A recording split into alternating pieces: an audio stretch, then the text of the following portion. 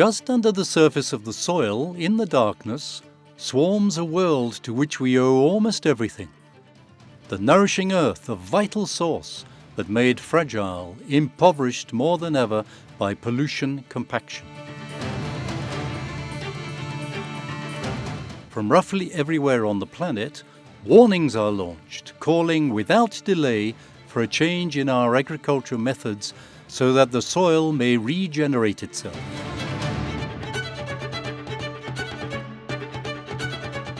But what is this soil so often unappreciated? The Earth's crust suffers the effects of the atmosphere. Water, air and biology deteriorate the rock, which disintegrates into finer and finer mineral particles. At first, stones and sand, then silt and finally clay. Just beneath the surface, organic matter is decomposed by bacterium, micromushrooms and other organisms, forming humus, which ensures the fertility of the earth and gives it its black color.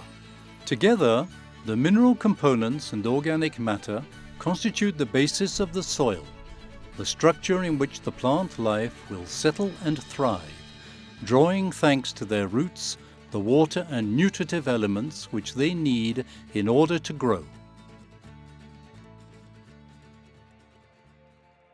Earthworms play an essential role in the natural fertilization of the soil. They blend the earth in their digestive tube, where organic and mineral matters are united in the course of transit to form aggregates loaded with nutriments. The worms also play a role as real engineers in the structure of the soil. The galleries which they burrow can measure hundreds of meters for 1 cubic meter of earth, and thus creating dwellings for other organisms. Furthermore, a fundamental element, these galleries guarantee the flow of rainwater, the ventilation of the land, and facilitate the taking of roots by vegetable matter. For vegetable matter needs a porous soil rich in nutriments to ensure its growth. However, this living earth is very fragile and can be quickly destroyed when human activity is inadequate. The ancestral practice of ploughing is fought against today. It is a few centimeters below the surface of the soil that life favorable to vegetable growth organizes itself. The layers should not be mixed up, for each one shelters a well-determined population of microorganisms. Turning over the earth exposes to the open air subterranean life which has difficulty to withstand the light, the ultraviolet rays and the surrounding atmosphere. And the earth, packed down under the weight of the agricultural machines, is compressed into harder and harder clods, preventing the infiltration of water. One speaks then of a plough pan where roots can scarcely sink in. In this experiment, 2 identical seeds are planted, the first on the left in a rich soil, which has been removed from near the surface of the ground. The second on the right in earth extracted from deeper soil, lacking in porosity, and which few living organisms inhabit. The rich soil allows the roots to fan out in numerous ramifications which render the plant more robust. Globally, the agricultural production methods which we have inherited endanger the food resources, the environment, and the biodiversity. A massive deforestation is happening everywhere on the planet, such as here in Amazonia. In Borneo, the cultivation of palm oil is destroying the natural environment and threatens species who have been living there for over millions of years. However, on all the continents, solutions are emerging amongst those who cultivate the earth and tend to converge. The agriculture of conservation is a package of techniques which one groups under 3 pillars. The first is not to aggress the soil mechanically. Thus, one will especially avoid ploughing and globally avoid all mechanical operations. The second pillar is to have very diversified rotations. Instead of having 2 to 3 crops returning after 2 to 3 years, one will stretch them out by having 6, 10, 12 crops with very different rotation periods, and that will create diversity from which the soil will benefit.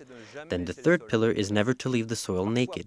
Sometimes during crops, but especially between crops, one will put in place what is called a plant cover. The farmer from Burkina Faso, Pierre Kientega, testifies about his experience. Au Burkina Faso, où je suis, In Burkina Faso, where I live with my wife, we received some land which was completely barren. We are adding some organic matter, dead leaves and straw that enrich the soil, which is regaining life. qui reprend vie. Yvon Chollet has practiced conservation agriculture for 10 years in the Geneva countryside. L'agriculteur de conservation, Conservation agriculture is first and foremost the life of the earth. Our objective is to undertake everything to bring life into the soil. From the moment one has a living soil, one will be able to produce good quality food. The plant covers have several roles. They avoid the washing of the soil by capturing all the mobile elements in our soil which would otherwise be washed out. Thus, one will sow covers, plants between two crops to pump up all the free elements so that they won't go into the water table or into streams. A soil, if one wants it to work, must never increase in temperature and must never dry out. From the moment it is covered, it will be in the shade and protected from the rays of the sun, which will avoid an increase in its temperature. une fois que ce couvert va être détruit, As soon as the cover is destroyed, it will be eaten, digested by all the life in the soil, such as mushrooms, earthworms, centipedes, and other microorganisms. This is very important. They need to have this food at the surface. The idea should perhaps be to create a label to promote the quality of the soil, a living soil label. Pascal Boivin, professor at the Higher School of Landscape Engineering and Architecture in Geneva, studies the quality of agricultural soil. Donc là, on a extrait un bloc. Here, we've extracted a block in a plot which is not in conservation agriculture, being very representative of what is done most commonly, that is to say, plowing. It was complicated to extract because the soil, once dry, as it is very compacted, becomes very, very hard. This is why we get this type of monoblock. As I rub the surface, we can see it is completely smooth, completely closed. Water will not enter, water will not be retained, so it is not aerated, and it will not stock water either. I find hardly or non-decomposed organic matter. Unfortunately, this is representative of our soils in the region. By comparison, this is the same soil in conservation agriculture during about 10 years. We did not succeed in taking out a large block because it crumbles naturally. If I take it, I exercise hardly any effort. It will entirely fall apart, and the aggregates are extremely porous and fine, containing many roots, lots of debris that are actively decomposing. We are on a very good path, and we have already done an enormous amount of work. To love the earth better is to move closer to the fundamental, a rallying point between those who cultivate it and all of us that it feeds.